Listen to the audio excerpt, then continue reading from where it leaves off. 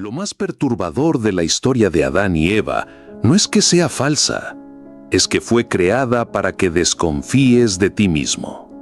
Durante generaciones, millones de personas crecieron con la idea de que nacieron defectuosas, que algo en su interior estaba roto desde el primer latido, que su propia naturaleza es peligrosa. No es solo un mito antiguo, es una herramienta de control. Hace más de 3 siglos, un joven filósofo judío llamado Baruch Spinoza se atrevió a mirar esta historia sin miedo, sin la obediencia ciega que nos inculcan de niños. Y lo que encontró fue tan incómodo, tan explosivo para el poder religioso, que lo expulsaron de su comunidad, lo maldijeron y hasta su familia le dio la espalda. No porque negara a Dios, sino porque lo entendía de otra forma, porque vio que este relato no describía al creador del universo, sino a un personaje inventado por hombres con ansias de poder. Un personaje que piensa, siente y castiga como un rey de carne y hueso, inseguro, celoso y vengativo. Hoy vamos a releer el Génesis como si fuera la declaración de un testigo en un juicio, sin fe ciega, sin miedo al castigo, con la lógica y la razón como únicas guías. Y lo que vamos a encontrar no solo desmontará este mito, también te liberará de la culpa que lo sostiene. Para entender por qué Spinoza veía en la historia de Adán y Eva algo tan profundamente equivocado, primero debemos comprender quién era Dios para él. En su tiempo, el Dios oficial era un rey supremo del cielo. Dictaba leyes, premiaba a los obedientes, castigaba a los rebeldes y podía enfurecerse si no se le honraba como creía merecer. Un Dios con emociones humanas, con orgullo, con celos, con ira. Spinoza rompió esa imagen en 1000 pedazos. Para él, Dios no era un gobernante en un trono de nubes, sino la naturaleza misma, el conjunto infinito de todo lo que existe, la sustancia eterna que no depende de nada externo para ser. Y aquí viene la diferencia crucial.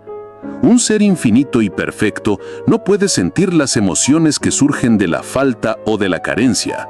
No puede enfadarse porque nada puede oponérsele. No puede sentir celos porque nada le falta. No puede castigar por despecho porque nada externo lo hiere.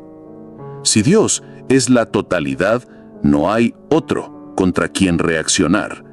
Y si no hay otro, no puede haber rivalidad, ni venganza, ni prohibiciones arbitrarias.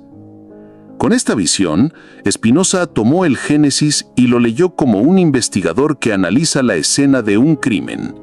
No buscaba misterios divinos, sino incoherencias humanas. Y en el caso de Adán y Eva, lo que encontró fue una lista entera. Según el Génesis, Dios crea al hombre y lo coloca en un jardín perfecto. Hasta ahí, todo bien. Pero inmediatamente introduce una condición extraña. De todos los árboles del jardín puedes comer, menos de uno. ¿Por qué? El texto no lo explica. No hay una razón moral, ni un peligro real. Solo una advertencia acompañada de una amenaza. Si comes de él, morirás.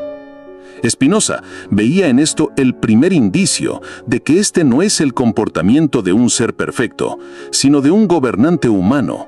Porque un Dios infinito y omnisciente no necesita poner a prueba a nadie.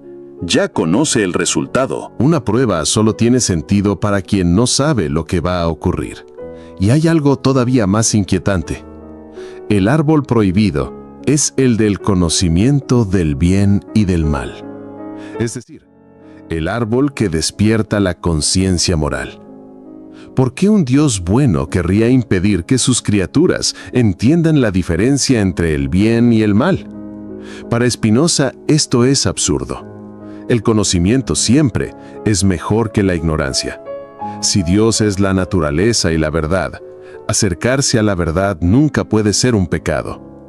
Esta prohibición es tan ilógica que solo cobra sentido si entendemos que el Dios del relato no quiere súbditos que piensen, sino siervos que obedezcan.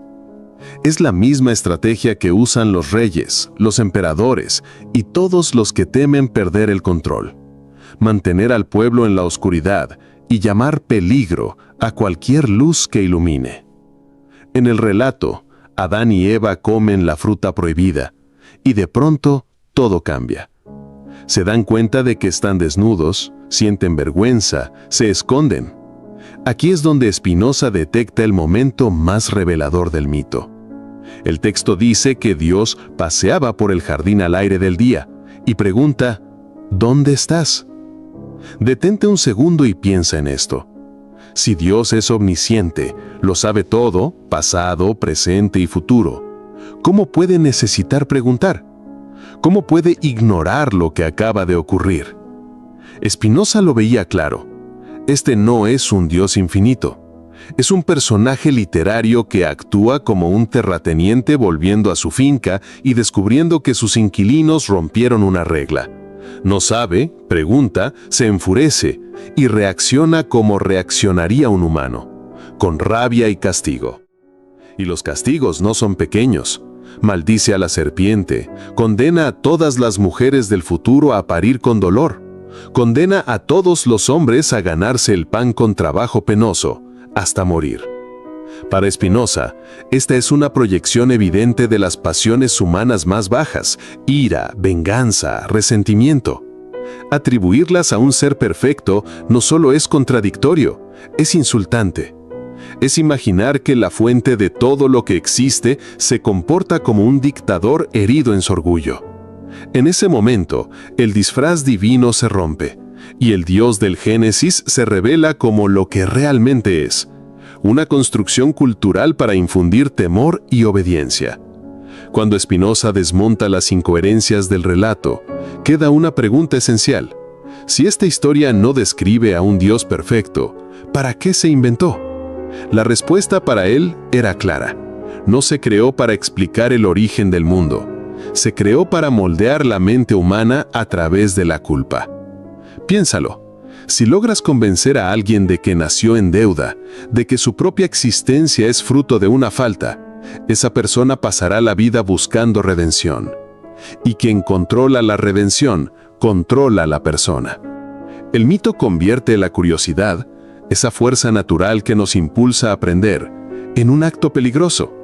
Transforma el despertar de la conciencia en la causa de todo sufrimiento. Y así, lo que debería ser un triunfo de la inteligencia se pinta como una tragedia que justifica la obediencia ciega.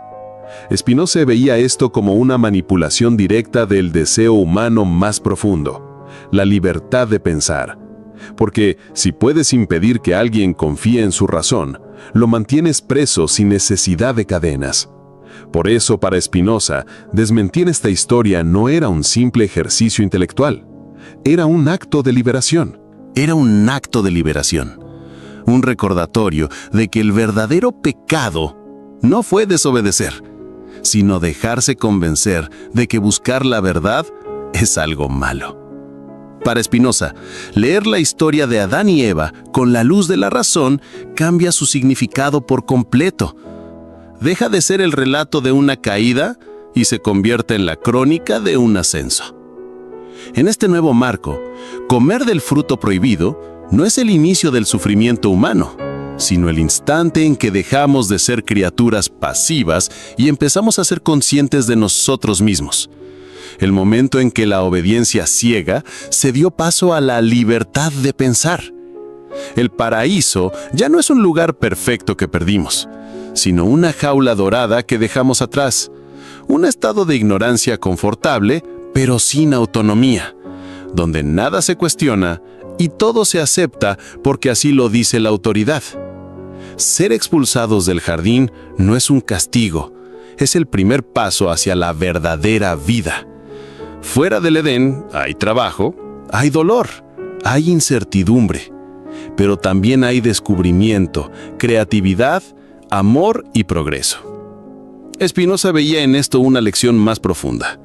El conocimiento puede incomodar, pero es la única vía hacia la libertad. Y si Dios es la naturaleza misma, conocerla y vivir de acuerdo con sus leyes no es rebelarse contra Él, sino unirse más plenamente a su esencia. La historia de Adán y Eva, reinterpretada así, deja de ser un recordatorio de culpa y se transforma en una invitación a mirar más allá del miedo, a entender que la verdadera fe no está en obedecer sin pensar, sino en confiar en que la verdad nunca será enemiga de la razón. Recuerda, la verdad que has descubierto aquí no necesita gritar para imponerse, no requiere que convenzas a nadie, solo necesita que la vivas. Cuando un ser humano se libera de una mentira que lo encadenó durante siglos, su sola existencia se convierte en un faro. Algunos verán tu luz y sentirán esperanza. Otros la verán y sentirán miedo. Ambas reacciones son parte del proceso. Tu tarea no es gestionar las emociones de los demás, sino permanecer fiel a lo que has visto. Porque la verdadera libertad siempre es un acto de rebeldía contra todo aquello que nos quiere sumisos, culpables y pequeños. Rebeldía no para destruir, sino para crear. Rebeldía no contra alguien, sino hacia algo, hacia la verdad, hacia la plenitud, hacia la expresión más pura de lo que eres. Este no es el final de una historia antigua, es el inicio de la tuya. Un camino vivido sin la carga de culpas heredadas, con la certeza profunda de que tu existencia no es un error, sino una pieza exacta del gran diseño de la naturaleza. No llegaste tarde ni demasiado pronto. Estás aquí, ahora, porque este es tu momento. Y lo que hagas con esta verdad será tu legado. La fábula de Adán y Eva se ha cerrado para ti. Ahora comienza tu verdadera creación.